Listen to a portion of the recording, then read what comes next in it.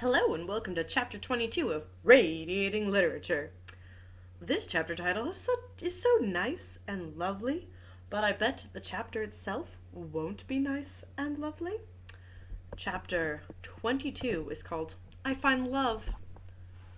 For a moment or two I sat as though frozen, the photograph still in my hand. Then, summoning all my courage to appear unmoved, I handed it back. You have to tell Poirot. You have to tell him. This is, vitally important.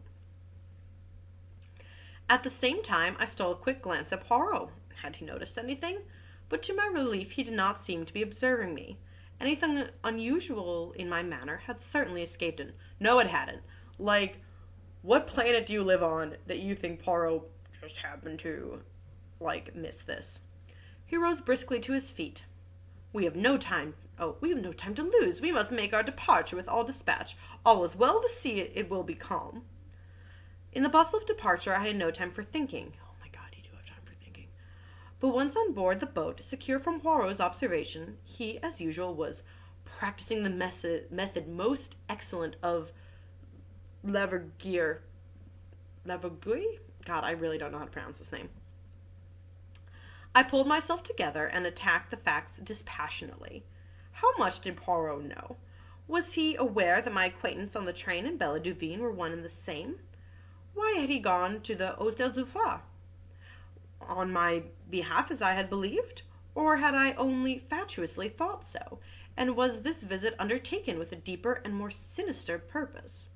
But in any case, why was he bent on finding this girl? Did he suspect her of having seen Jack Renaud commit the crime? Or did he suspect... But that was impossible. The girl had no grudge against the elder Renaud, no possible motive for wishing his death. There are definitely possible motives. What had brought her back to the scene of the murder? I went over the facts carefully. She must have left the train at Calais, where I parted from her that day. No wonder I had been unable to find her on the boat.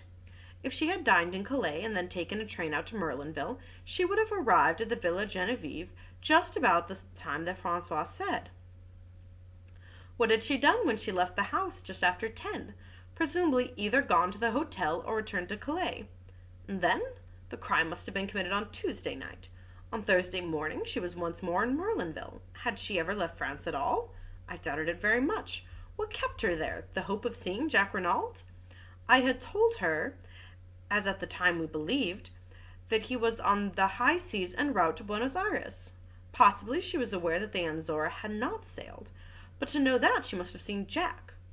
Was that what Poirot was after? Had Jack Renaud, returning to see Martha Dubril, come face to face instead with Bella Duveen, the girl he had heartlessly thrown over? To be fair, we don't know he heartlessly threw over. She seems a little crazy from that letter. He might have been like, oh, she's crazy possessive. I, can't get into this.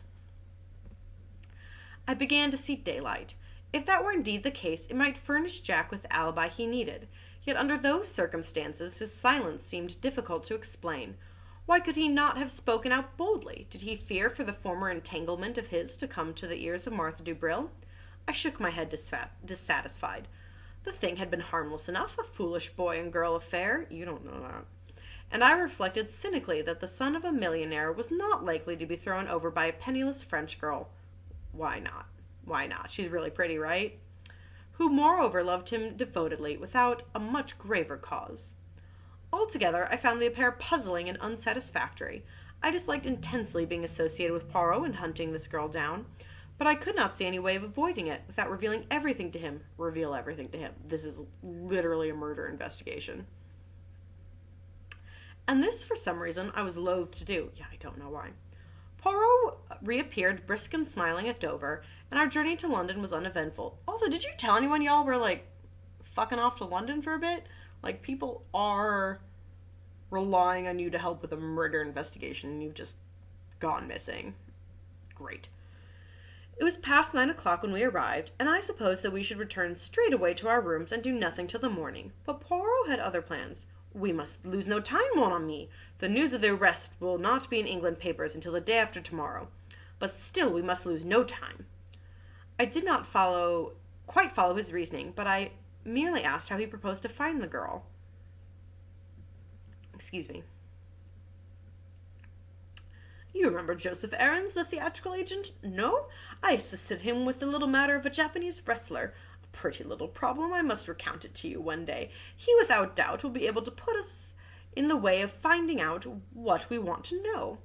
It took us some time to run Mr. Aarons to earth, and it was after midnight when we finally managed it. He greeted Poirot with every evidence of warmth, and professed himself ready to be of service to us in any way.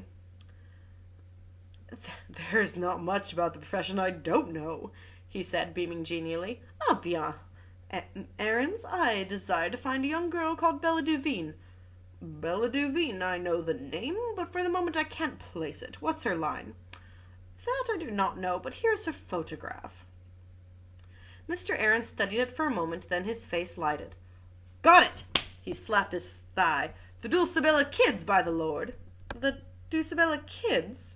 "That's right, they're sisters." Hey, remember how she said she had a sister? And this is, again, other important information you could have told Poirot Hastings.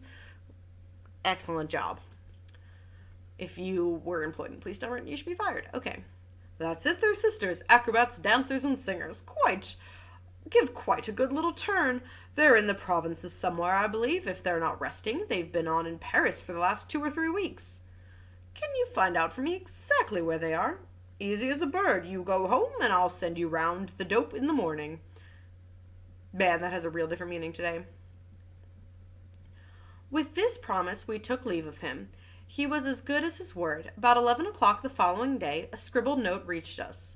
"The Dubella sisters are on at the palace in Coventry. Good luck to you." Without more ado, we started for Coventry. Poirot made no inquiries at the theater, but contented himself with booking stalls for the variety performance that evening. The show was wearisome beyond words. Or perhaps it was only my mood that made it seem so.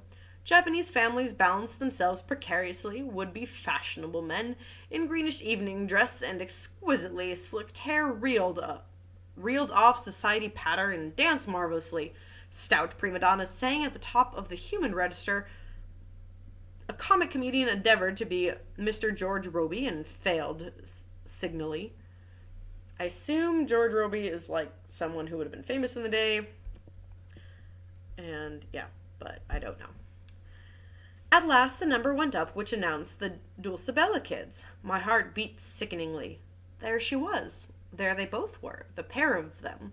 One flaxen-haired, one dark, matching as to size, with short fluffy skirts and immense buster brown bows. Yep, I read that right. Okay. They looked a pair of extremely piquant children. They began to sing. Their voices were fresh and true, rather thin and music-hally, but attractive. It was quite a pretty little turn. They danced neatly and did some clever little acrobatic feats. The words of their songs were crisp and catchy. When the curtain fell, there was a full meed of applause. Evidently, the Dulcibella kids were a success. Suddenly, I felt that I could remain no longer. I must get into the air. I suggested leaving to Poirot. "Go by all means, mon ami. I amuse myself and will stay to the end. I will rejoin you later." It was only a few steps from the theater to the hotel. I went up to the sitting room, ordered a whiskey and soda, and sat drinking it, staring meditatively into the empty grate. I heard the door open and turned my head, thinking it was Poirot. Then I jumped to my feet. It was Cinderella who stood in the doorway. She spoke haltingly, her breath coming in little gasps. "I saw you in front, you and your friend. When you got up to go, I was waiting outside and followed you. Why are you here in Coventry? What were you doing here tonight? Is the man who was with you the detective?" She stood there, the cloak she had wrapped round her stage dress slipping from her shoulders. Oops, sorry. Oh, gotta adjust my legs. I saw the whiteness of her cheeks under the rouge, and heard the terror in her voice. And in that moment I understood everything. Understood why Poirot was seeking her, and what she feared, and understood at last my own heart. "Yes," I said gently. "Is he looking for me?" she half whispered. Then, as I did not answer for a moment, she slipped down by the big chair and burst into violent, bitter weeping. I knelt down by her, holding her in my arms, smoothing the hair back from her face. "She's a murderer!" "She's a murderer. Okay. Don't cry, child, don't cry, for God's sakes. You're safe here. I'll take care of you. Don't cry, darling, don't cry. I know everything." Oh, but you don't. I think I do. And after a moment her sobs grew quieter, I asked, It was you who took the dagger, wasn't it? Yes. That was why you wanted me to show you round, and why you pretended to faint. Yeah, Poirot's just watching this dude. I don't know why you think Poirot doesn't know stuff when he has been made to be, like, omniscient. Wine continued into this episode. Again she nodded. It was a strange thought to come to me at the moment, but it shot into my mind that I was glad her motive was what it had been, rather than the idle and morbid curiosity I'd accused her of at the time. To be fair, though, again, you were only disturbed by that because she was a woman. Just saying. How gallantly she had played her part that day, inwardly racked with fear and trepidation as she must have been. Poor little soul, bearing the burden of a moment's impetuous action. Yeah, that left a man dead. Jesus Christ. Why did you take the dagger? I asked presently. She replied as simply as a child. I was afraid there might be finger marks on it. But didn't you remember that you had worn gloves? She shook her head as though bewildered. That's a little weird. And then said slowly, Are you going to give me up to the police? Good God, no. Why not?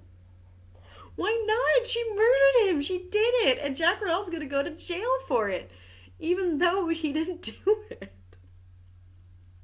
Her eyes, oh my God, I see what's coming up, and it's ridiculous. Her eyes sought mine long and earnestly, and then she asked me in a little quiet voice that sounded afraid of itself, Why not? It seemed a strange place and a strange time for a declaration of love. And God knows, in all my imagining, I never pictured love coming to me in such a guise. But I answered simply and naturally enough, Because I love you, Cinderella.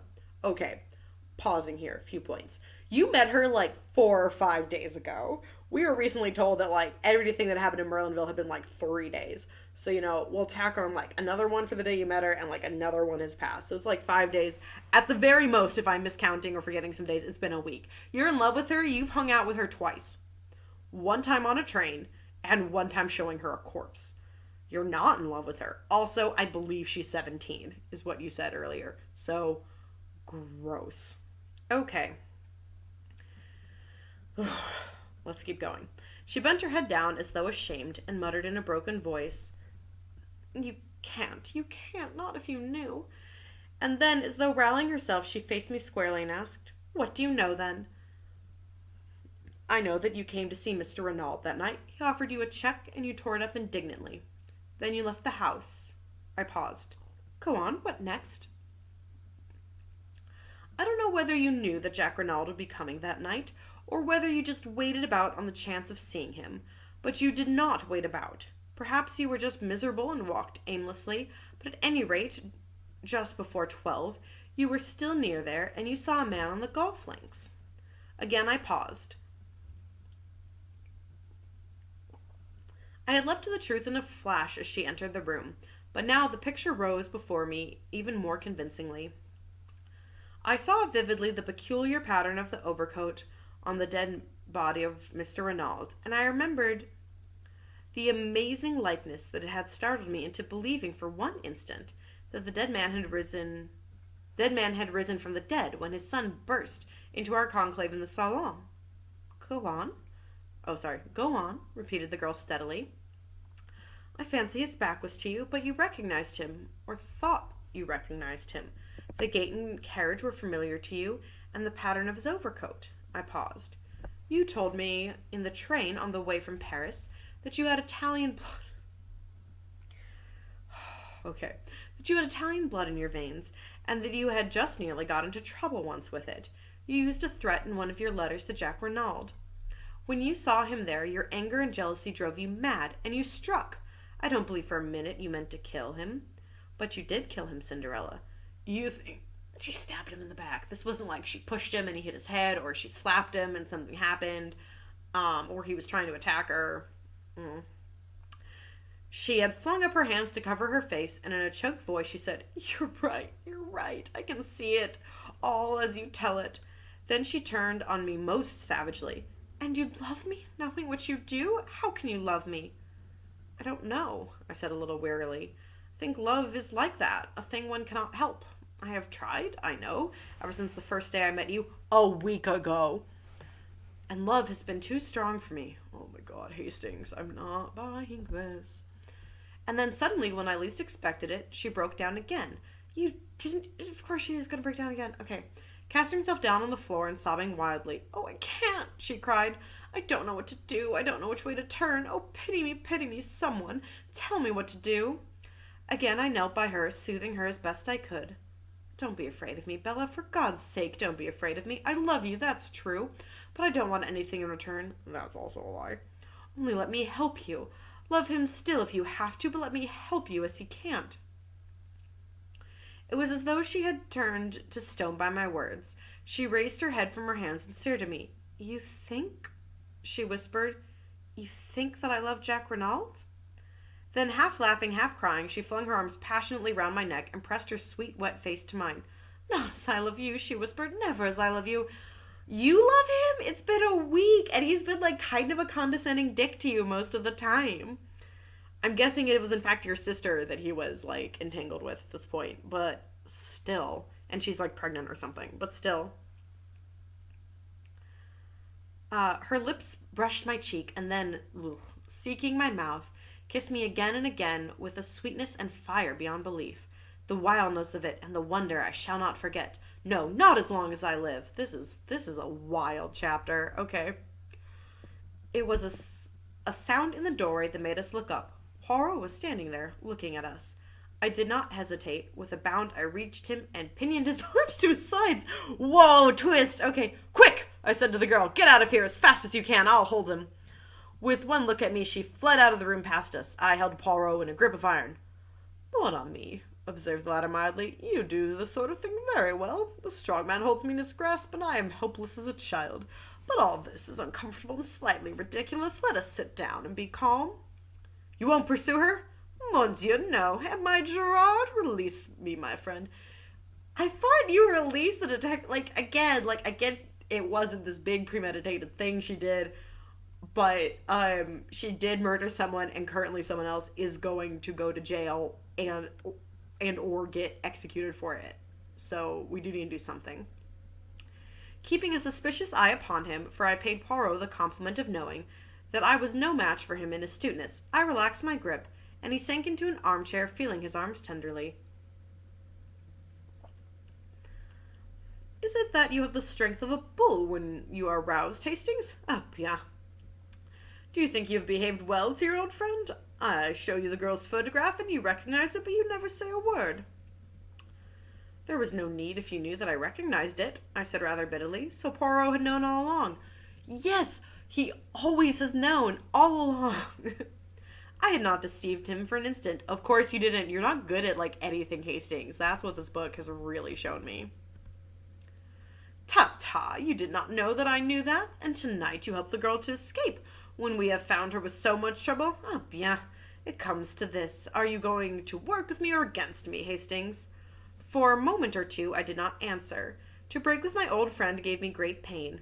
Yet I must definitely range myself against him.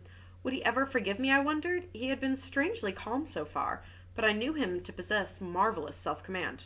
Poirot, I said, I'm sorry. I admit I've behaved badly to you over this. But sometimes one has no choice, and in future I must take my own line. Poirot nodded his head several times.